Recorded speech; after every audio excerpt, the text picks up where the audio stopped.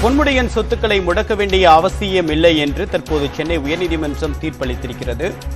நேற்று சொத்து குவிப்பு வழக்கில் 3 ஆண்டுகள் சிறை தண்டனையும் 50 லட்சம் ரூபாய் அபராதமும் விதிக்கப்பட்ட நிலையில் வருமானத்திற்கு அதிகமாக குவிக்கப்பட்ட அந்த 1,75 லட்சம் ரூபாய் மதிப்பிலான சொத்துக்களை முடக்க வேண்டும் என்று லஞ்ச ஒழிப்புத்துறையினர் நீதிமன்றத்தில் வழக்கு தொடுத்திருந்தனர். இந்த வழக்கின் அடிப்படையில் தற்போது தீர்ப்பு வழங்கப்பட்டிருக்கிறது.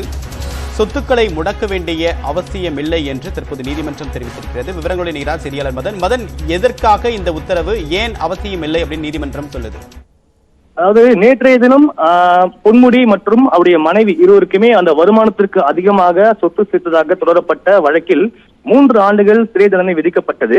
இன்றைய தினம் இந்த சொத்துக்கள் முடக்கம் தொடர்பான இந்த ஒரு தீர்ப்பு கூட அந்த வழக்கில் தொடர்புடைய ஒரு வழக்கு தான். அதாவது கடந்த 2006-11 ஆண்டு காலங்களில் அவர் அந்த அமைச்சராக பதவி வகித்த போது சுமார் 1,75 லட்சம் ரூபாய் அதிகமாக வருமானத்துக்கு அதிகமாக சொத்து சேர்த்ததாக தான் அந்த ஒரு வழக்கு பதிவு செய்யப்பட்டது.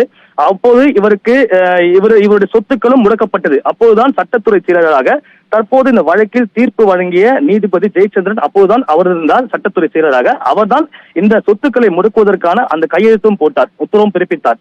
இந்த நிலையில்தான் ஏற்கனவே இந்த வழக்குகளை விசாரித்த சிறப்பு நீதிமன்றம் இவர்களை விடுதலை செய்தும் உத்தரவு பிறப்பித்தது. அதே போல இவருடைய சொத்துக்கள் முடக்கப்பட்ட அந்த உத்தரவையும் ரத்து செய்து உத்தரவு பிறப்பித்தது. அதன் பிறகுதான் லஞ்ச ஒழிப்புத்துறை சார்பில் சென்னை உயர்நீதிமன்றத்தில் அவருடைய விடுதலையை எதிர்த்தும் தனியாக ஒரு மனுவும், இவர் சொத்துக்கள் முடக்கம் பட்டதை விடுவித்ததை எதிர்த்தும் தனியாக ஒரு மனு தாக்கல் செய்யப்பட்டது.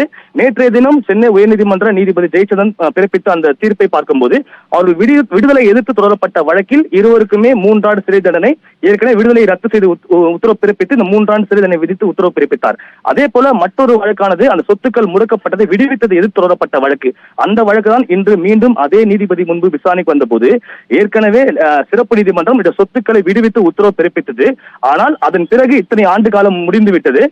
சிறப்பு நீதிமன்றம் அந்த சொத்துக்களை முடக்கப்பட்டதை விடுவித்ததை எதிர்த்த உத்தரவு தவறு என்றாலும் கூட தற்போது புதிதாக மீண்டும் அந்த சொத்துக்களை முடக்க வேண்டிய அவசியம் இல்லை என்ற ஒரு கருத்தை தெரிவித்தார்.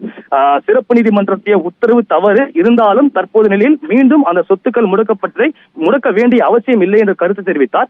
அதே நேரத்தில் தேவைப்பட்டால் அவசியம் இருந்தால் லஞ்ச ஒழிப்புத்துறை சட்டத்திற்குட்பட்டு அவருடைய நடவடிக்கைகளை மேற்கொள்ளலாம் என்று தெரிவித்துதான் இந்த வழக்கு இன்று முடித்து வைக்கப்பட்டுள்ளது. தேவப்பிரியன், இப்ப மதன், இந்த வழக்கு பொறுத்த வரைக்கும் சட்டத்திற்கு உட்பட்டு நடவடிக்கை எடுக்கலாம் அப்படின்னா என்ன செய்யலாம்? அது ஏன்னா முடக்க வேண்டாம் ஒரு பக்கம் நீதிமன்றம் சொல்லியிருக்கு, சட்டத்திற்கு உட்பட்டு முடக்கலாம் அப்படின்னா நடவடிக்கை எடுக்கலாம்னா அது என்ன அர்த்தம்? அது அதாவது இந்த ஒரு உத்தரவை நம்ம புரிந்து கொள்வதை எப்படி புரிந்து கொள்ள வேண்டும் என்றால், கடந்த அந்த சொத்துக்கள் முடக்கப்பட்ட போது அந்த எந்தெந்த இடத்தில் சொத்துக்கள் இருந்ததோ அதே போலதான் தற்போதும் அந்த சொத்துக்கள் இருக்கும் என்ற ஒரு நிலை இருக்காது. அது எப்படி வேணா மாறி இருக்கலாம். எனவே தற்போது நிலையில் மீண்டும் அந்த சொத்துக்களை போயிட்டு முடக்க வேண்டிய அவசியம் இல்லை என்ற ஒரு விஷயத்தை நீதிபதி தெரிவித்துள்ளார். அதே நேரத்தில் எந்த வகையிலும் இந்த ஒரு உத்தரவானது தன்னுடைய உத்தரவானது லஞ்ச ஒழிப்புத்துறை கட்டுப்படுத்தாது.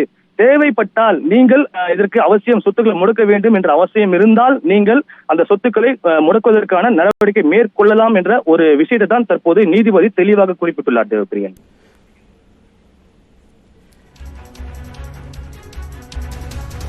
மற்ற வழக்குடைய நிலை என்ன? இன்னொரு வழக்கிலையும் இதே போன்ற நிலைதானா அல்லது அந்த வழக்குடைய நிலைமை என்ன இருக்கு மதன்? இன்னொரு வழக்கை பார்க்கும்போது அது தாமாக முன் வந்து விசாரணைக்கு எடுக்கப்பட்ட ஒரு வழக்கு, சூமோட்டோ வழக்கு. அதாவது மற்றொரு ஆண்டு காலங்களில் இதே போன்று வருமானத்துக்கு அதிகமாக பொன்முடி ஆகியோர் உள்ளிட்டோர் மீது வழக்கு தொடரப்பட்டு அந்த வழக்கிலிருந்தும் சமீபத்தில் தான் அவர்கள் விடுதலை செய்யப்பட்டார்கள். அந்த விடுதலையை எதிர்த்து லஞ்ச ஒழிப்புத்துறை சார்பில் மேல்முறையீடு செய்யாத காரணத்தினால் நீதிபதி ஆனந்த் வெங்கடேஷ் அந்த வழக்கை தாமாக முன்வந்து மறு ஆய்வு செய்வதாக அந்த வழக்கை விசாரணைக்கு எடுத்தார். தற்போது நீதிபதி ஆனந்த் வெங்கடேஷ் மதுரை உயர்நீதிமன்ற கிளைக்கு மாற்றப்பட்டுள்ளார். எனவே அந்த வழக்கும் இதே நீதிபதி ஜெயச்சந்திரன் முன்புதான் விசாரணை நிலுவையில் உள்ளது.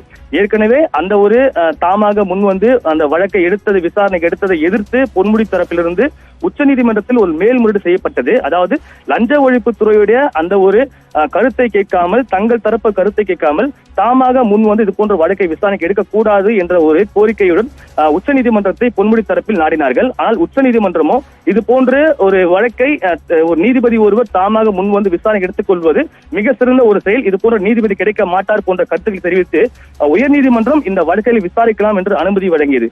எனவே மீண்டும் அந்த வழக்கு நீதிபதி ஜெயச்சந்திரன் முன்பு நிலுவையில் தான் உள்ளது. உங்களுடைய விரிவான தகவலுக்கு நன்றி மதன்.